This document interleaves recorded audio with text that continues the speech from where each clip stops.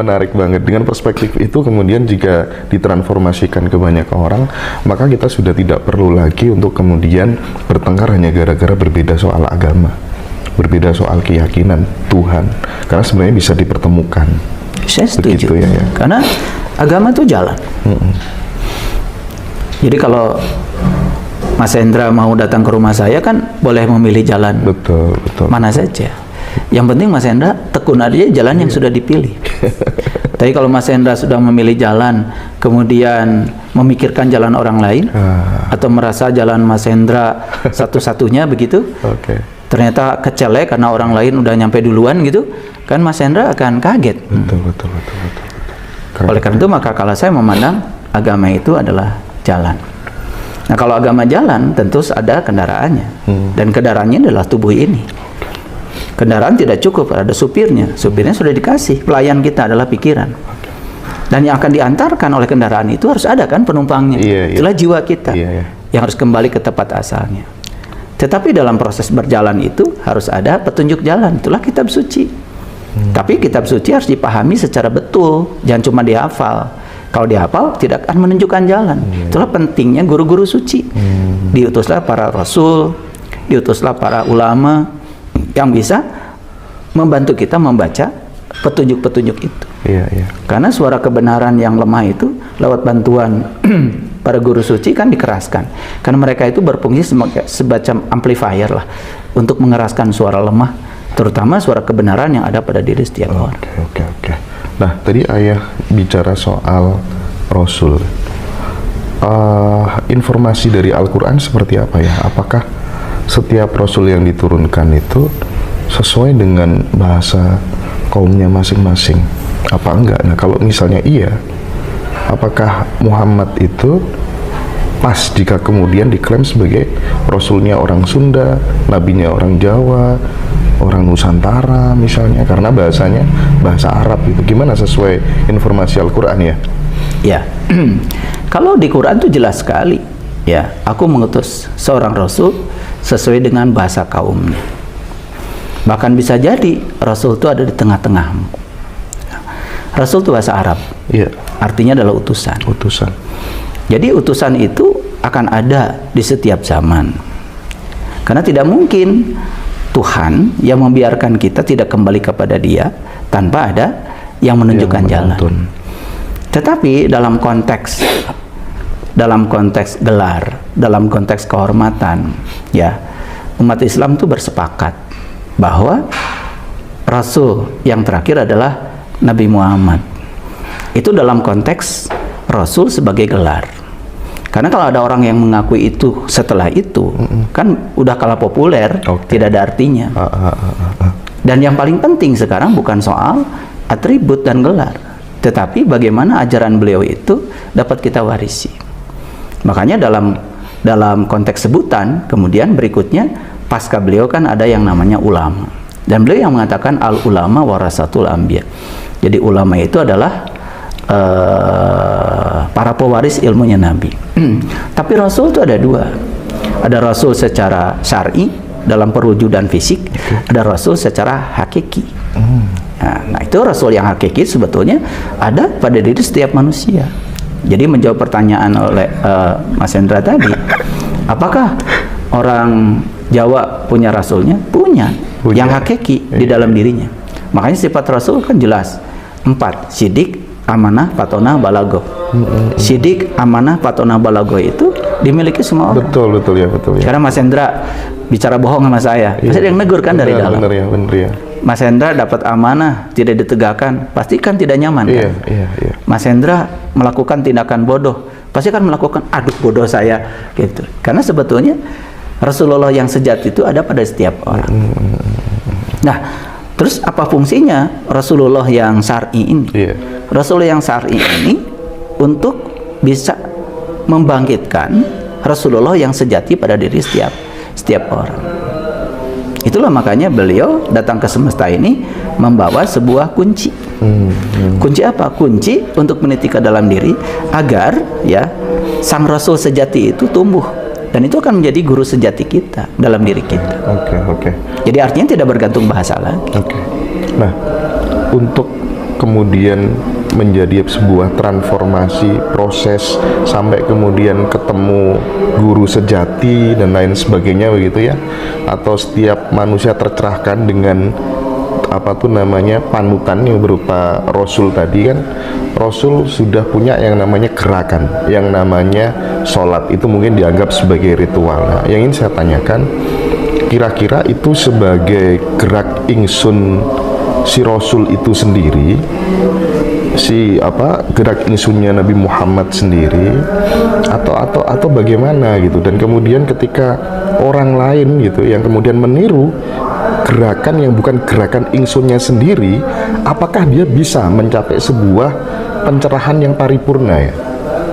Ya, kalau di Quran itu kan jelas dikatakan bahwa Rasul sudah datang silih berganti, dan mereka itu membawa syariat yang berbeda. Jadi ajarannya sama, tetapi cara mengekspresikan ajaran itu kepada Tuhannya itu dengan cara-cara yang berbeda. Jadi Quran sendiri yang mengatakan bahwa mereka datang ke sini itu membawa syariat yang berbeda. Itu sebetulnya makna yang terdalamnya adalah bahwa gerakan-gerakan yang datang pada diri seseorang secara intuitif itu kan gerakan yang datang dari dalam dirinya untuk dirinya sendiri. Untuk dirinya sendiri. Untuk dirinya sendiri. Tapi bahwa orang-orang melihat ketika orang itu melakukan gerakan itu kok alaknya jadi bagus, sosialisasi dan masyarakat jadi bagus, ya kan? Jadi lebih santun, lebih bijaksana, gampang menerima kenyataan hidup. Nah, lalu orang biasanya cenderung menduplikasi. Oh, kok melakukan gerakan itu bagus ya, gitu. Lalu orang kemudian ikut melakukan gerakan itu. Bahwa setelah mengikuti gerakan itu hasilnya berbeda, kan jelas ya, jelas berbeda. Dan mohon maaf, mungkin Mas Hendra bisa lihat fakta lah. Banyak orang yang melakukan gerakan itu kan masih menebarkan fitnah, menegarkan kebencian, masih menyerang orang lain yang berbeda, masih menghalalkan darah orang lain. Itu yang narapidana itu ya, ketika di hadapan hakim itu sambil pegang tasbih ya. Ya, sama seperti itu. Jadi artinya kan dia melakukan gerakan yang sama, tetapi karena gerakan itu bukan dari ingsun, bukan dari sejati dirinya, bukanlah haula wala quwata yang menjelma dalam dirinya. Seperti itu. Itu sebabnya gerakan-gerakan itu nggak masalah kita meniru, tetapi kita harus memberikan energi pada setiap gerakan itu. Gimana caranya? Tentu saja saat kita melakukan gerakan itu, maka ada sesuatu di level batin kita yang harus menselaraskan dengan gerakan itu. Dan menurut pengalaman saya, kalau kita sudah ketemu ilmunya itu baru gerakan itu bisa mencegah seseorang dari perbuatan keji dan munkar. Sesuai esensi daripada sholat itu sendiri. Sholat itu instrumen, bukan tujuan. Karena jelas di Quran dikatakan, aqimis sholat, inna sholat tanha anil fahsya wal munkar. Jadi karena sholat ini instrumen untuk mencegah seseorang dari perbuatan keji dan munkar.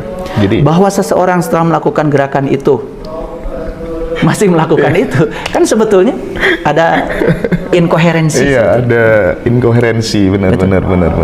Nah, seperti yang Ayah terangkan tadi ya, seperti simbol-simbol yang ada di Mekah tadi. Begitu pula dengan gerakan sholat, mulai dari kemudian berdiri, ada ruko, ada sujud, ada duduk dan lain sebagainya.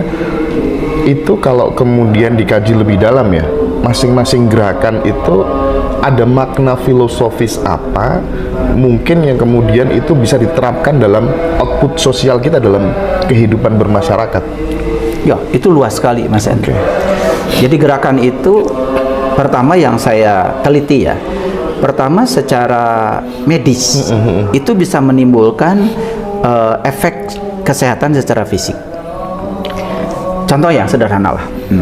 Kalau kita sedang sujud, asal betul sujudnya ya. Ketika sujud itu semua beban dari tubuh kita ada di tangan kita, bukan di sini. Maka kita akan terhindar dari ini kemudian menjadi rusak. Atau misal hitam misalnya. Karena semua beban di sini. Saat sujud seperti itu, jantung kita akan memompa darah lebih kuat. Sehingga pembuluh darah kecil di otak kita tidak sekedar mengandalkan gravitasi bumi untuk dialiri oleh darah, untuk membawa oksigen ke seluruh pembuluh darah, tetapi dia juga dipaksa oleh jantung karena jantung memompa, sehingga ada tekanan yang lebih besar untuk mengalirkan darah ke seluruh pembuluh darah yang kecil, sehingga orang akan terjaga dari stroke. Itu aspek medis. Oke. Yang kedua, aspek hakikatnya, Nabi Muhammad yang mengatakan as-sholatu mi'rajul mu'minin. Jadi dalam gerakan sholat itu ada tata cara, ada kode yang diberikan oleh semesta lewat Nabi Muhammad untuk meniti ke dalam diri. Nah, itu nyambung dengan pertanyaan Mas Hendra tadi. Kalau kita sudah menemukan kode itu dan kita bisa menemukan jati diri kita yang sesungguhnya, maka gerakan-gerakan sholat tadi itu menjadi koheren dengan itu. Jadi setiap gerakan itu jadi berenergi dan berkesadaran. Oke. Nah, yang jadi masalah ini kan orang melakukan gerakan-gerakan itu hanya ingin pahala, ya, itu ingin surga, takut neraka. Jelas kan? Itu sudah bertentangan dengan konsep ikhlas. Sedangkan Allah sendiri mengatakan tidak menerima ibadahnya orang yang tidak ikhlas. Jadi ikhlas itu kan artinya kita melakukan itu dengan senang, karena yang kita lakukan itu memberikan dampak secara langsung pada diri kita. Dampak fisik, kita menjadi tambah sehat, gitu. Dampak batinnya kita menjadi tenang, menjadi tentram. Karena apa? Sesuai dengan kata-kata Allah dalam Al-Quran, aqimis sholata li dzikri. Dirikanlah sholat untuk mengingat aku. Sedangkan Allah sendiri mengatakan fazkurullah dzikran katsir, ingatlah Allah dengan ingatan yang sebanyak-banyaknya. Jadi sholat secara syar'i itu mengukuhkan untuk selalu bisa ingat kepada Dia. Dan kapan kita bisa ingat pada Dia? Kalau sudah kenal Dia. Kembali lagi harus kenal jati diri lagi. Iya. Awaludin bil ma'rifatillah. Awaludin ma'rifatullah ta'ala wa rasulullah. Ya, awalnya agama mengenal Allah dan Rasul. Mengenal dulu. Karena Nabi Muhammad juga tidak sholat dulu. Iya. Betul. Isra Mi'raj dulu.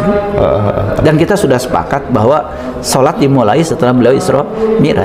Jadi artinya kan beliau tidak sholat dari kecil. Iya. Oke, sholat ini kan kalau dalam ya waktu saya belajar dulu ya di pesantren segala macam begitu, katanya sholat ini didapat Rasul ini karena sebuah wahyu gitu ya. Saya kemudian dewasa ini berpikir bagaimana ya menjelaskan transformasi wahyu yang diterima oleh seorang manusia bernama Muhammad ini sesuai nalar, yang kemudian itu juga dalam kehidupan sehari-hari kita ini sebagai umatnya bisa nggak mengalami transformasi itu. Nah, presisi seperti yang dialami oleh beliau gitu. Seperti apa ya? Mas Hendra tahu radio kan? Tahu.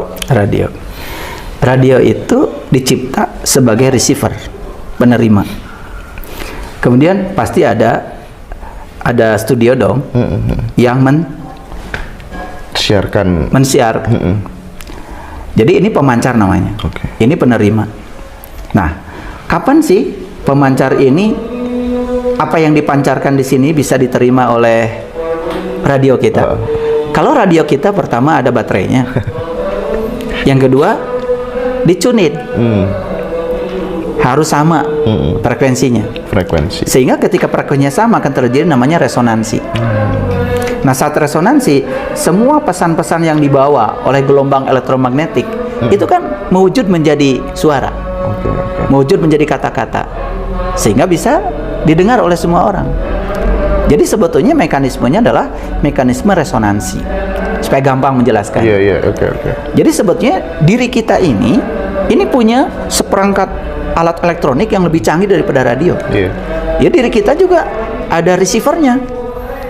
Nah, oleh karena itu maka jangan lupa Mas Hendra harus selalu isi baterai. Energinya harus cukup. Yang kedua, otomatis harus ada keselarasan frekuensi.